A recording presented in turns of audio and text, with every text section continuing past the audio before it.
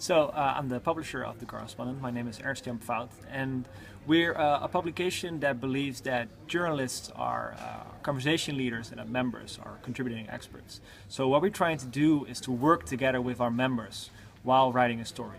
We would never publish an end product without asking people to join in. We say upfront that we're going to research something. For example, we're going to research homeless kids in the Netherlands, and we'll tell our readers that.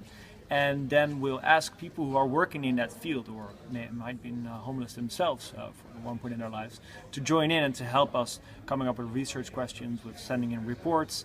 And by working together with them, we feel like we found a new way of in-depth journalism, where you use the knowledge of your readers, which is, of course, way bigger than our own knowledge. Because if we have 3,000 people working in education, they know way more than just have one educational journalist.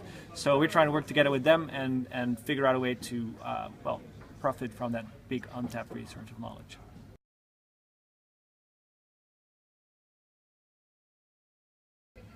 So at The Correspondent, we're not reporting about news necessarily. We try to report about stuff that happens every day and probably has a bigger influence on your life. That's something that happened just today and is spectacular. So when MH17 happened, the disaster in Ukraine, we had already written a lot about the conflict there, about how it came to exist. And when this happened, we didn't ask our readers to send in photos or experiences or stuff like that. We didn't focus on the real-time stuff. But afterwards, we wrote stories about how the conflict came to exist.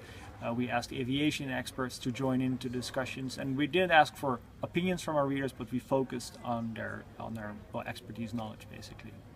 And why did you decide to go with that approach in particular when the rest of the world was covering it as it went? Why did you wait till afterwards? Well, exactly as how you describe it right now. Everyone was covering it.